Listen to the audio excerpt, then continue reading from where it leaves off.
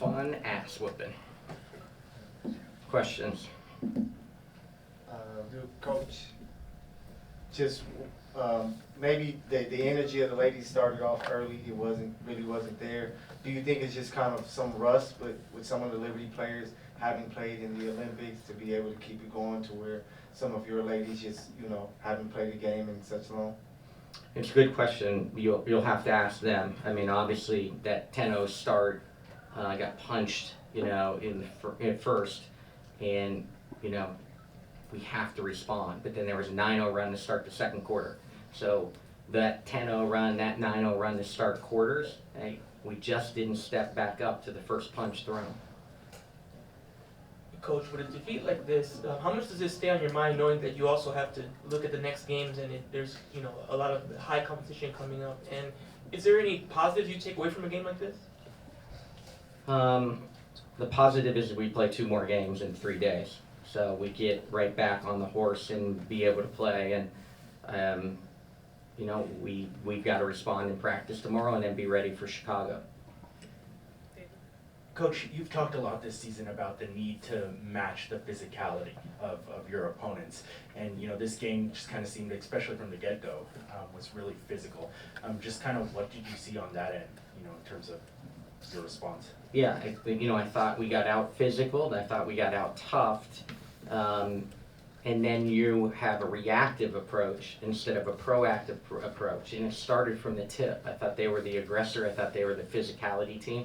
You've got multiple Olympians on both teams, and how physical international basketball is, but it seemed like they were much more ready for the physical game tonight than we were from the jump. Hey, Coach DJ and Fantasy TV. You talk a lot about the rebuild and the rebuild season that we're in. How much of this loss can you attribute to the fact that we are playing a #1 team and we are currently sitting at number 10? Yeah, I mean, I think they showed tonight why they're in first place. They can have games like this. It's disappointing that now we've played them 3 times, and I think they have 45 threes. Mm-hmm. A big goal tonight was to try to limit some of their threes, and you wouldn't have thought that was our game plan going in. So, just frustrating that we could not execute some of the things at halftime. We didn't know if we should change our defensive approach because we felt like 20 minutes went by before we've even had a chance to get to the execution of what we were trying to accomplish. So it's like, do you try to go back and use the same approach because we never really got to it, or do you just totally scrap the game plan and make adjustments and do that? So, it's a tough night. I haven't been involved with that kind of game like that in a long time, and I feel bad for them, but they have to rally in that type of game with energy and passion and desire before X's and O's even become a factor. John W. Davis, Southern California News Group. I was going to ask you that. How do you want your team to feel after a loss like this? No, I think that should bother them. I definitely think that on your home court, to be embarrassed like that, they have to come back with more pride. That's disappointing individually for all of us, players and coaches, but also that this is a franchise with a rich tradition. This doesn't happen to the Sparks on the Sparks home court, and so that my hope is that it bothers them, but we've got to move on. Tomorrow when we wake up, this game is over. And we start to prepare for Chicago, which is also one of the more physical teams in the league. Coach, tonight it seemed like there were a lot of turnovers, high turnovers tonight, a lot of them on your dribble handoffs, on the side ball screens.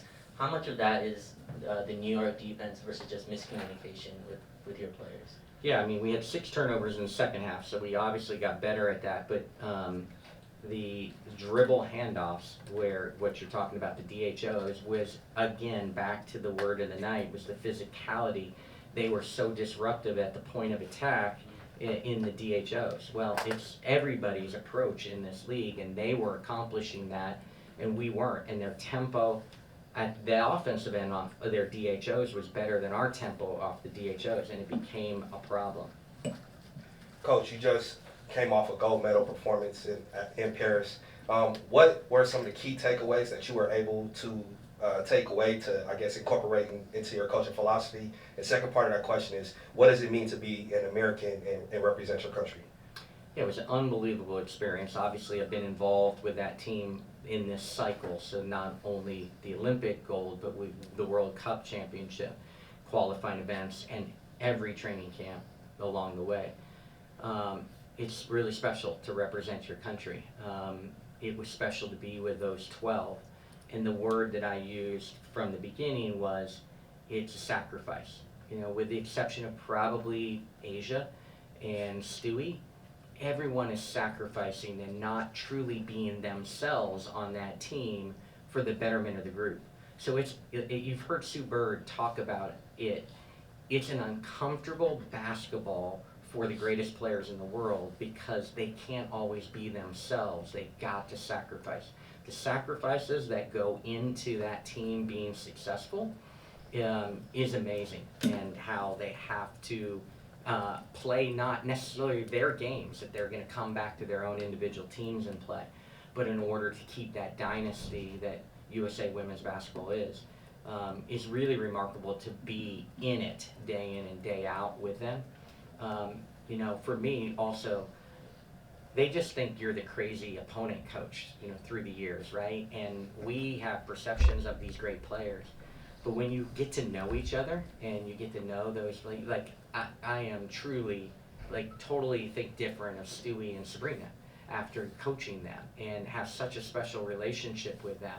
Watching Stewie be a mom, like, it was unbelievable, the grind that goes into and the pressure that Stewie has to be one of the best for us, and to wake up the next morning and see her with her 2 children in the breakfast room up earlier than almost anyone, and watching her being a mom and trying to win a gold medal. And it's just, you know, it was a special journey with that group. And, you know, Sabrina and Stewie were 2 of the special ones for me, coaching them, and to have them back in the building in the first game, you know, was really cool for me. Last question. Coach, with Rae, it seems like even before the break, she has become more aggressive when it comes to going downhill, trying to get to the basket. Tonight, 13 free throw attempts, making 12 of them. Is that something with her just feeling more comfortable with what she's doing, or are you guys telling her, hey, we need you to get downhill to attack the basket? Yeah, her ability to attack the basket but score at the arc is important for us. She is a really talented offensive player, and it comes in streaky waves, and you really got to ride that wave. Tonight, the physicality, the desire to run us off the arc, you know, made the game important for her because she can get to the rim. You know, there was times where she handled the physicality and loved it, and she was able to get to the foul line. There's other times that, you know, we want her to continue to play, not always off of 1 foot, but, you know, like, if it wasn't for Rae being able to handle some of that physicality and get to the line for us, we would have really struggled. So, you know, again, she gave us good stretches tonight. Thank you, Kurt. Thank you. Thank you, sir.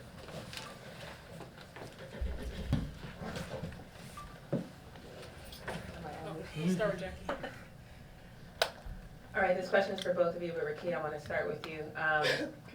Your schedule's not going to get any easier. Obviously, this game was rough, but how do you take this in, learn, and then I know we always say, you know, next game, but sometimes that's easier said than done. So what are you going to take so you can kind of look at your schedule ahead and know that the fight is not done yet? Honestly, what you just said, just staying in it, knowing that this isn't what we expected, but at the same time, we did it to ourselves. So we just have to come out with a more focused mind on both ends of the court next game. DJ? Hey, this question is for both of you, DJ from Infinity TV. Tough loss tonight. On the LA Sparks Weekly Show, we regularly talk to fans who are like 10 toes down with y'all. Is there a message that you want to give your fans right now in the season to just reflect where you see this team going?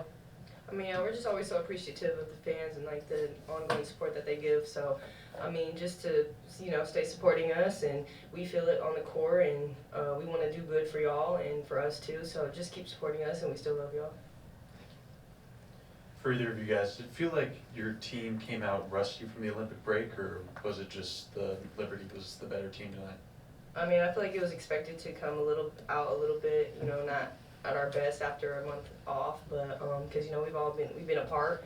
We had a few people at the Olympics, so you know we haven't been a team as long as you know some other teams. But you know we're not going to use that as an excuse. And what was controllables tonight was effort, and I think we just lacked a little bit of effort tonight. But you know it's something that we can always get back next game. Right, just, you know, you were able to get to the line 13th time today. It seems like, you know, even before the break, you're becoming very aggressive, attacking the basket, even getting your shot up. Are you just becoming more comfortable out there on the floor?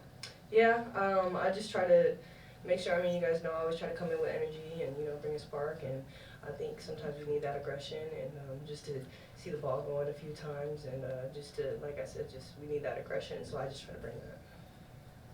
John?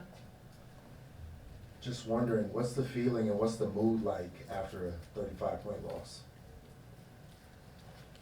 I mean, I don't know, like we just gotta do better. Questions for Rickea. First time played Liberty, it was a 7-point deficit, and then the last one before that was 10, but this one obviously got away from you a lot earlier. What was the difference between those games and this one that allowed for the deficit to get so big? Just our effort, both ends of the floor, not converting, and that's really it. Thank you, ladies. Thank you.